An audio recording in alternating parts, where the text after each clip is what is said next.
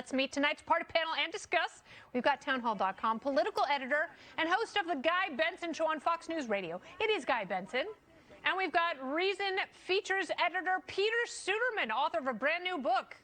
Can you hold it up? Do you have the book there, Peter? I haven't written a book. I wish I had. I thought you did. You should write a book. I've got books next to me that I can hold up. I'll claim. That would be great. I appreciate the gesture of goodwill from you, Kenneth. If you could just hold up some of those books, you'll really impress the people who are watching with the volume down. And we've also got Fox News contributor and liberal radio host. She's going to cry liberal tears tonight. Leslie Marshall, fresh off the outnumbered couch. We shared it today. Welcome, everyone. Hi, and I didn't write a book, but I have books I can lend out that other people wrote for everyone on the panel tonight. Oh, I think that's wonderful. Guy, you are, in fact, an author and learned. And I wrote a book, yeah. Yes, you did. Well done. Just last week, I understand. This is, when we talk about who gets the vaccine, this is really interesting because this is when we really start entering the end of the French Revolution. This is the reign of terror because you have people who are going to make excuses and rationalizations, and this is where the cannibalism really begins. And people start pitting one group against another, and it's going to get ugly. Oh, I mean, that's a very dramatic way of framing it. I take a slightly less dramatic view of this, which is we're all going to have the vaccines available to us soon by probably the second quarter of 2021. The question is, who gets it first? And I think, I'm not a doctor, obviously, but based on common sense, these groups that they are targeting to be at the front of the line, to me, I think it's intuitive. I think that it's a good decision. I mean, if you have people who are in long-term care facilities, the elderly, comorbidities, particularly vulnerable to this disease, getting them safe as soon as possible, I think has to be a huge priority. That would be an enormous sigh of relief, I think, for the country. And I think for those frontline workers, nurses, doctors in particular, to the numbers that you cited from Gallup, I think if people see their doctors getting inoculated, on television, doctors and frontline workers lining up eagerly to get the shot in the arm, I think that will really help increase the confidence of the public that this is safe, this is effective, it's good enough for their doctor, it's good enough for us. So hopefully, psychologically, that would be a boost in addition to starting the process of herd immunity. If my 11-year-old saw the cast of Grey's Anatomy get the vaccine, I think it would change her mind. Certainly. All right. So, Peter, let's talk about this because helping the old, in your estimation, helps the rest of us. I think that's a great way of framing it, but I want you to explain exactly that thought. Yeah. So when Pfizer released their first tranche of data a couple of weeks ago, one of the things they noted was not only that it is about 94% effective in the population generally, but specifically that it is about 94% effective in elderly people. And that's important because a huge percentage of the deaths that we have seen from COVID so far have been in people 65 or older, about 85% of the deaths. And nursing homes have been hit particularly hard. People in those situations can't easily avoid contact with other people. They need intimate, close-up personal help. If we can vaccinate the elderly population effectively, what that helps us do is it means that us younger folks can take a break to some extent. A big part of the case for distancing, for avoiding gatherings, is not only to protect yourself, but to stop the spread so it doesn't end up reaching older and more vulnerable people. That's why people have been staying off of planes. That's why people have been staying away from family gatherings and not going out. Rightly so, because you want to protect the people in your family who literally have no immunity because of age or comorbidities. But I want to refine this a little bit, Leslie. I was thinking about this. So if we're talking about people who should be at the front of the line, I mean, not only is it Fox Business hosts, but also people in nursing homes who have comorbidities, who are elderly and minorities, because this disease has ravaged minority communities.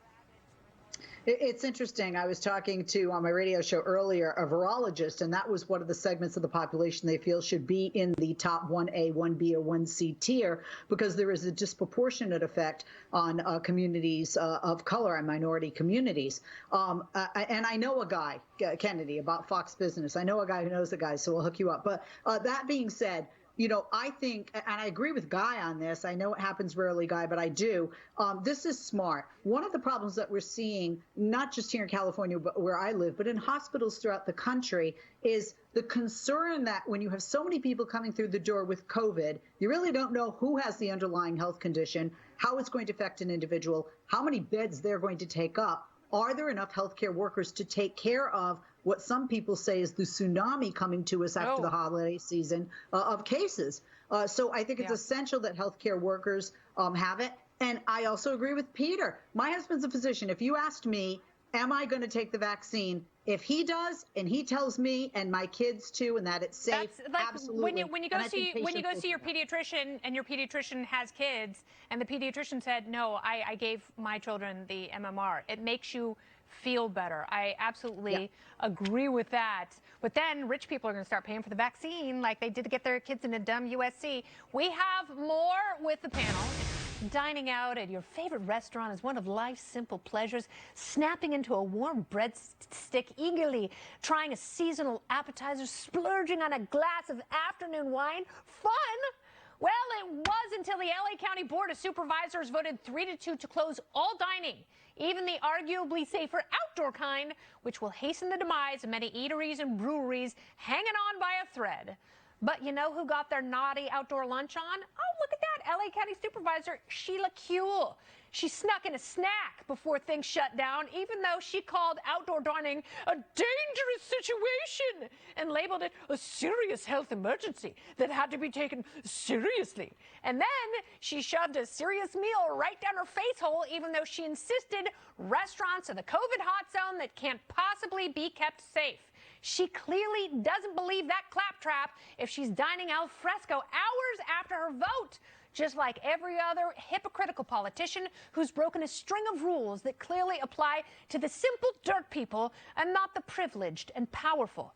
Denver Mayor Michael Hancock was caught boarding a flight to Mississippi after he tweeted, "Pass the potatoes, not COVID. Host virtual gatherings instead of in-person dinners. Avoid travel if you can."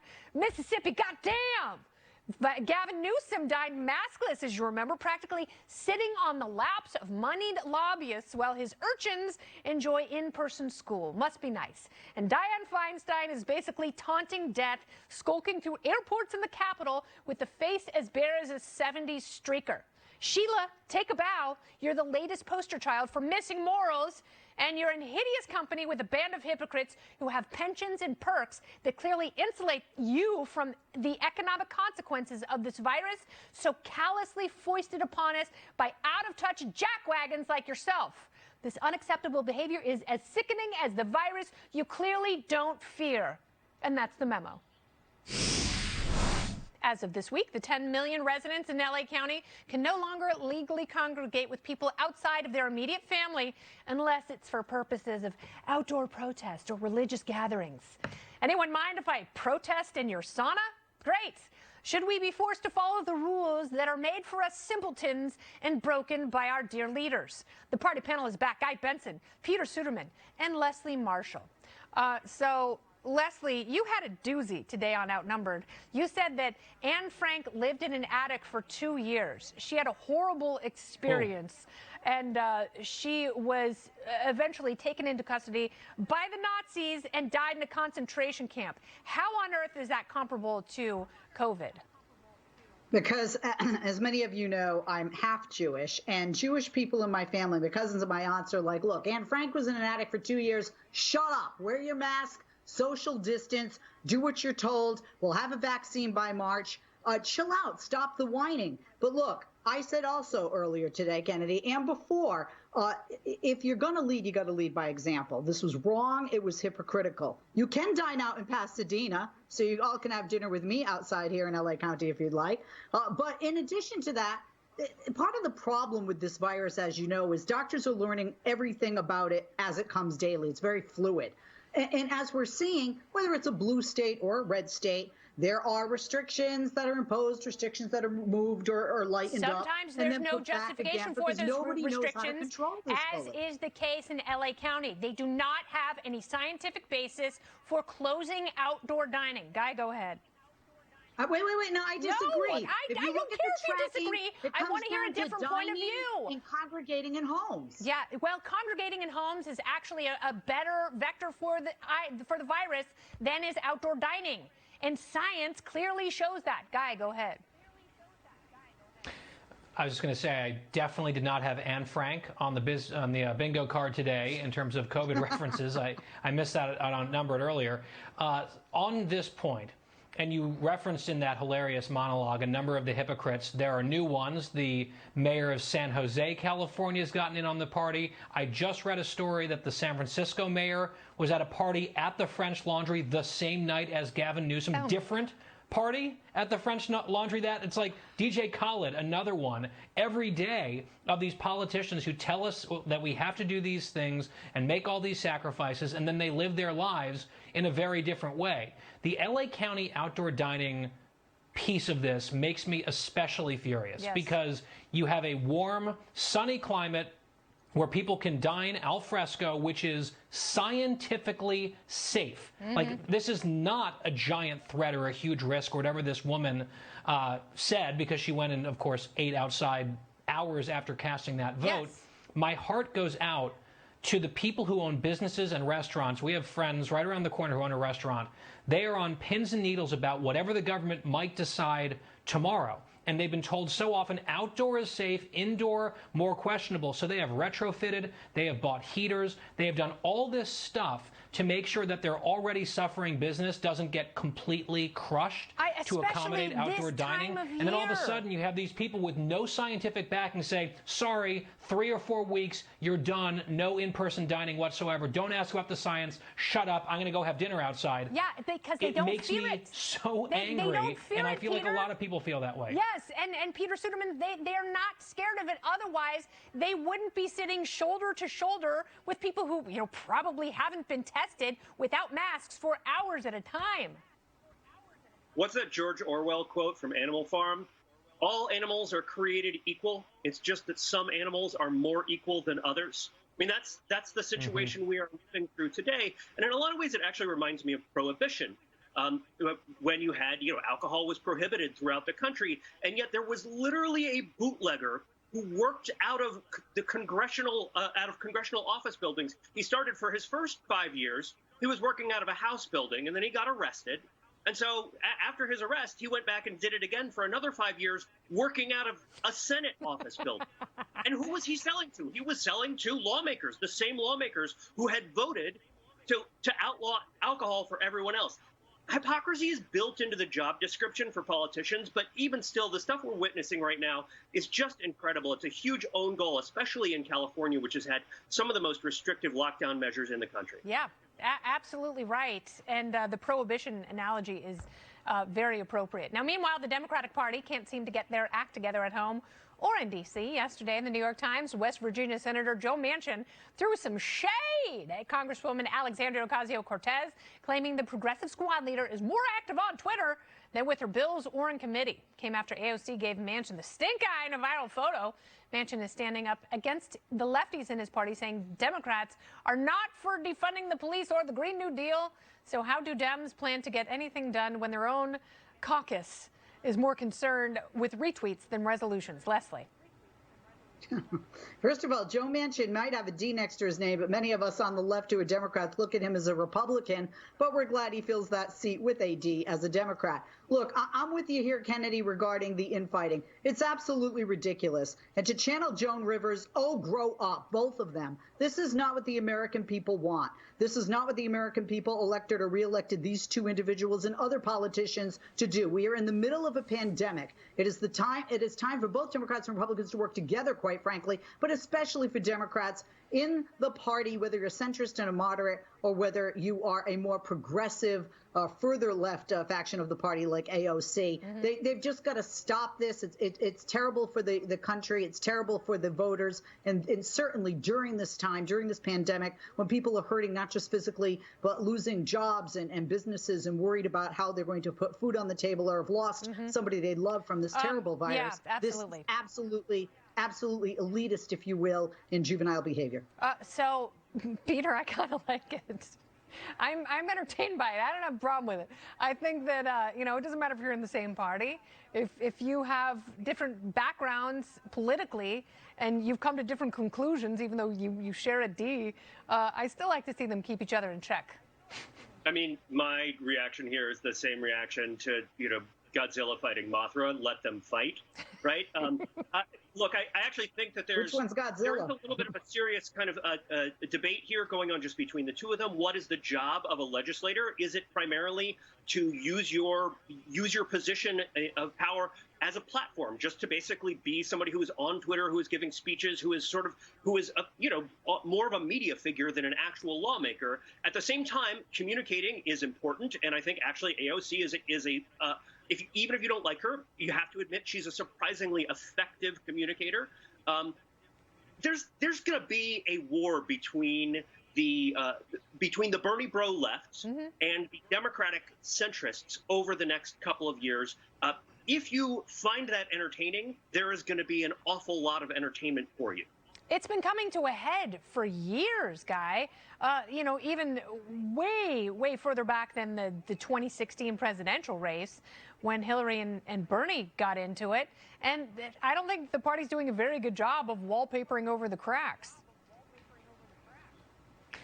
I have to say that I was pretty impressed with the clapback from Joe Manchin, right? Because AOC tweets the photo of herself staring daggers at the back of his head at a State of the Union address because he was daring to clap for something that he agrees with, that his constituents like. And, she's scowling, so she sends that out as her tweet. And then he just waits a few weeks and gets quoted in the Times being like, her. The Scowler, the Daggers lady, don't know her, never met her, but I hear she's super active on Twitter, not so much in her committees or on legislation. I'm like, oh, damn, that's pretty savage there from Joe Manchin. And he's got a job to do. It's a lot harder to get elected statewide these days as a Democrat in West Virginia than it is for a Democratic socialist to win in a very left-wing district in New York. Yeah, absolutely. So if I have a rooting interest in the fight, battle. Yeah. Totally. I'm rooting for him in the fight. And to Leslie's point, they consider him a Republican. I wish he were one and would vote more like one. To switch parties, you can maybe win re-election in, what is he, up in 2 years, 4 years? Anyway, he's got some time to think that through. He's up when they're done defunding his butt. All right, Pamela's going to stick around. Speaking of candy, the Republican Party is looking for a sweet win in the Georgia runoff elections, but sour grapes from the president could derail their binge. Today, POTUS tweeted, "Do something at Brian Kemp, GA.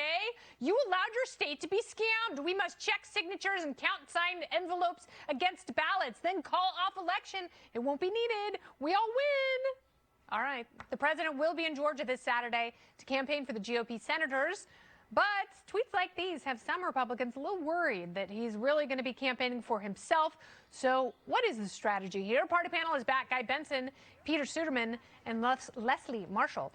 So, Guy, I will start with you because people are concerned that this rally could just turn into a laundry list of legal grievances in the various states, especially in Georgia, and not focus enough on Perdue and Loeffler. What do you think?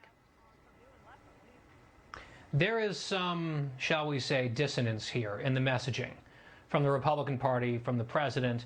He's saying, no, it's very important that Loeffler and Perdue win. You have to go vote for them. Donald Trump Jr. has a new ad out in the state of Georgia today saying this is crucial. You've got to protect our accomplishments from the Trump administration. You must vote for these two senators. I agree with all of that. The president's going to go down there. He's going to campaign with these senators. The vice president's going to be down there again on Friday. But as you say, he's tweeting out saying, do something. It's all a scam. It's sort of suggesting that the election is fraudulent, and there's no evidence that suggests in any way that it is a rigged election on any large scale at all.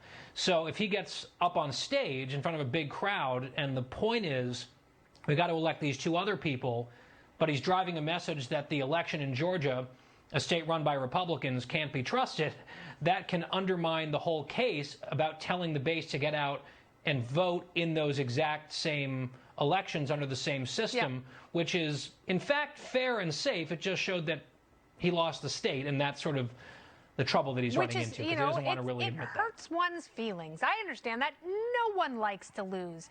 Having said that, telling the governor of Georgia to call off the runoff elections because we already won, man. Your state's a scam. Right. They won. That's great news. Right, Peter? It's good stuff.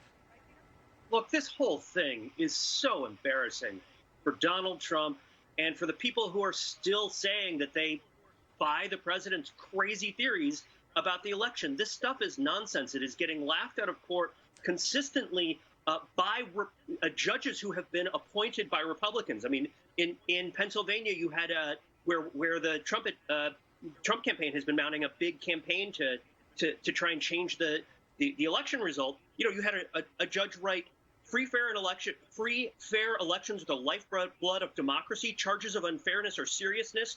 Calling an election unfair doesn't make it so. Charges require specific allegations and then proof. We have none of that. This is the story over and over again. They say it's not fair. They say it's rigged. They say that there's something wrong here. And then they have absolutely no evidence. In fact, the evidence keeps showing the opposite, that this election was free and fair, that Donald Trump lost it. When they've done recounts, Joe Biden has actually, in some counties, gotten additional votes. There was a hand recount in Florida. The Secretary of State is a Republican who is saying, look, Trump, this is damaging. Well, he's also saying there are 250 separate complaints that his office is looking into.